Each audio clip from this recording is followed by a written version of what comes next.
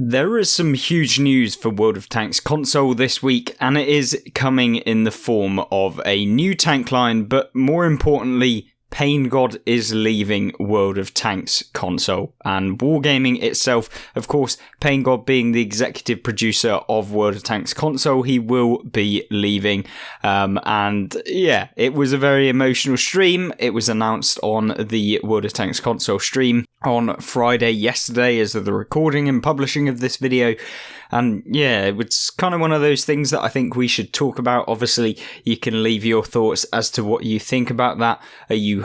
at the end of the day, he's been here since the very beginning of World of Tanks console. There's been plenty of good things that have come from his time at Wargaming, and of course, yes, there's been a few kind of downsides which came in the form of the introduction of Update 6.0, but from then till now, there's been a lot of improvement, and I feel like there is a lot more transparency between what Wargaming are going to do and what actually happens in the game as a result of it. So it isn't necessarily the worst thing, but of course, let me know your opinions in the comment section down below. What do you think that the new person that will be taking over will be able to achieve? What sort of things are you expecting of them? And what sort of things will you be missing from PAINGOD? From a personal note, I thank you so much for all of the work and for actually maintaining the game that we currently play. And of course, it's a game that's been running for like 10 years, so it can't have been doing as bad as a lot of people make out. But yeah, really big thank you to PAINGOD, and of course him leaving Wargaming this week. Now then, as a result of not just that, we've also got some interesting stuff regarding the update news and what will be coming as kind of in addition to this big news with PAINGOD. And this comes in the form of the update news and update information that Wargaming have published alongside. So first things first, of course, this week we had the ongoing independent season. I think we've got like 3 weeks left of the season until the new one comes out at the beginning of August. So I'm really looking forward to seeing what they've got with that. But more importantly, last week we had the new premium tank, which was the AMBT Tier 8 US medium tank. We had the Tier 10 week, the Tier 10 double silver, 30% off all premiums, except from the Valor and licensed tanks. Tanks reforged, and the tank reforged for the T62A is still alive, and it will be live and for another week from Tuesday. So you've got about a week and a half left to be able to take advantage of that. And of course, the win rates of the AMBT have been released, 54%. Don't take that into account because this tank, in my personal opinion, is pretty lackluster, and you can see that in the statistics. Only 1,634 average damage. Yeah, it's slightly higher because all of the people are jumping in and playing it, but I don't think it's particularly that great in all honesty. Now then, in addition to that, the upcoming events come in the form of the Macarva branch coming, which is the Macarva Mark 1, the Macarva Mark 2B, and the Macarva Mark 3. Companion reinforcements, Hunter and Destroyer challenge are focused on the vehicles of the Macarva branch. So what this means is that if you platoon with people, I think potentially the companion reinforcements, but you'll also be able to then complete certain Hunter and Destroyer challenges, which give you effectively 25% more silver when you complete them within the game. So for example, one of them, I think the usual one is that if you destroy one of the tanks that are currently in the new tech tree at the time, you will get 50% more silver or 25% more silver. And then if you also play in the tank and destroy other tanks, and you manage to destroy 2 other tanks, you will get an extra 25% silver, but you have to play in that tank. Whereas the Hunter challenge, you just have to play any Cold War vehicle and then destroy one of these to get the 25% silver. Obviously, you can take advantage of this by playing premium tanks and just going out of your way to try and find Macarvas and destroying them, but also having a good game at the same time. And then there's also the pairs matchmaker test between July 28th and August 1st, with fixes to the issue of one team getting 2 top tier platoon and the other team getting 2 bottom tier platoon. So this is where effectively the platoons aren't matched up with the right area. So like, for example, you could get one platoon who are like 70% win rate as an exaggeration, who get the tier 8s on one team. And then, for example, you get 2 40% win rate players and they end up in the tier 5 tanks as the platoon. Which can definitely be a little bit painful for everyone involved, but there we go. Hopefully they can kind of sort that out as well. Premium bonus, you get a 50% extra XP and silver on every battle you play in the vehicles of the M1A2 Abrams and the T72BU, which are the first Cold War lines to receive premium bonuses. And in fact, these are the first Cold War tanks that were introduced into World of Tanks. Of course, that came in under PAINGOD's rule, I should say. And so, yeah, you can have him to thank along with the rest of the development team from Wargaming for Cold War. And of course, the introduction of these modern tanks into World of Tanks. Of course, in addition, you then get the Thresher arriving and the Chisel returning, which means these are the mercenary contracts. The Thresher, I think, is like a low tier vehicle. I'm not 100% sure. I should probably know that. I think it might even be like a tier 4 or something. So nothing really interesting there. But the Chisel returning, and the Chisel in itself is a really, really fantastic tier 10 medium tank, and then probably better than a lot of the actual tech tree medium tanks that you can get. So working towards the Chisel, if you haven't already, would be a good idea. In addition to this, bug fixes coming on Tuesday. You've got Tier 7 IS, which had an issue with the gun progression, so now that has been fixed, where you could not mount the new turret when unlocked due to incompatible guns. The required following changes, where they removed a certain gun, then added another one, and then added the original, like, basically back into the game.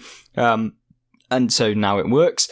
Reforged hint, the issue with the IS was discovered while working on the next Reforge ticket. So, looks like the IS line will be getting a buff, although the IS-7 isn't particularly that bad, so maybe it's going a different route. I'm not entirely sure, but of course you can let me know in the comment section down below which way you think that this is going. Is it going to go towards something like the kind of IS-4? Is it going to go towards something like the KV-4? Not entirely sure, but yeah, leave your comments in the comment section down below.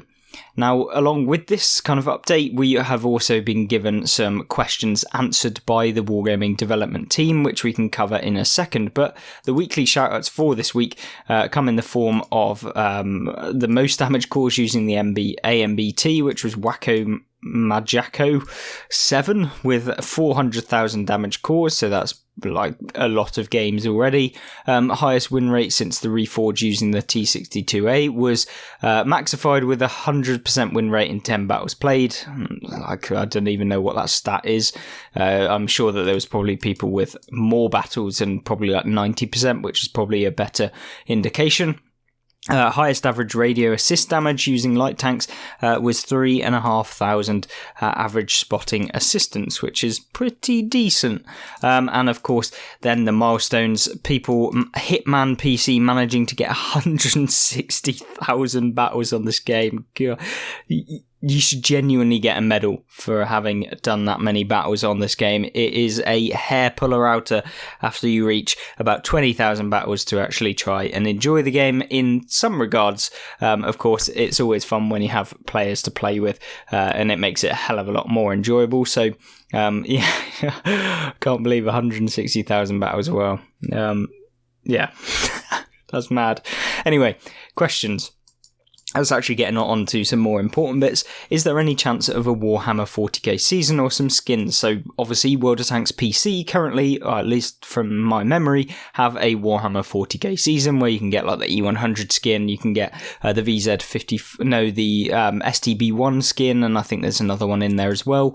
And you can get like some skins for the season pass. I would say yes, there is a good chance, and we definitely want to bring it to you. So this could potentially come into World of Tanks console. There's also being some talk about adding Arabic and Hebrew languages, which will be looked into. Is there an update on tracer rounds on light tanks lighting someone up for 20 seconds? So this is still a work in progress and something that they will explore. So that would be quite interesting to see light tanks actually having more of a role in Cold War. I'm not entirely sure that this will come into World War II, but we might actually see this on Cold War, which would be a very interesting feature to actually see.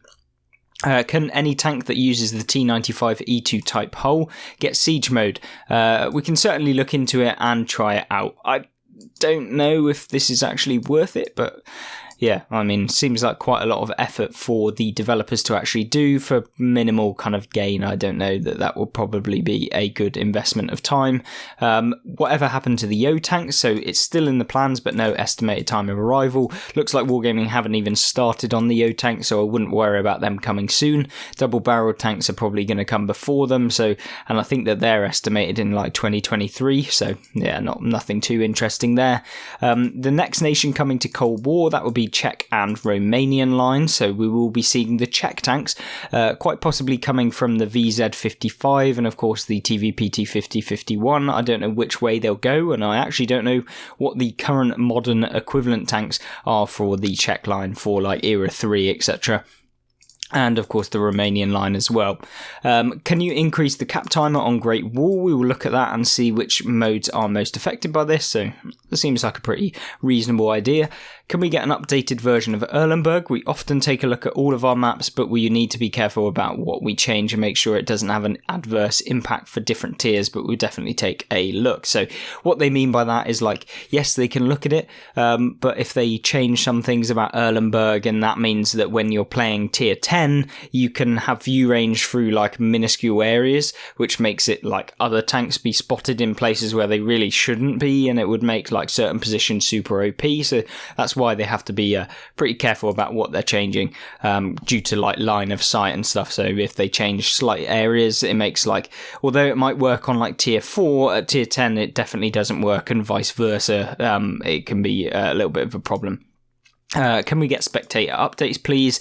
I believe we do have a lot of future updates coming along the line, but we can look at what's coming sooner than later and maybe get the community's input on what you would like to prioritize. So, as a quick little introduction, spectator updates. Let's be able to actually see the live reticle of the person that you're viewing, because it's absolutely pointless getting a random circle where the person's aiming is not where the circle is, because it takes the server time as opposed to the person's actual reticle. It's really annoying, and especially if you're looking back on replays and you're trying to actually view certain things, it's terrible, actually terrible as well.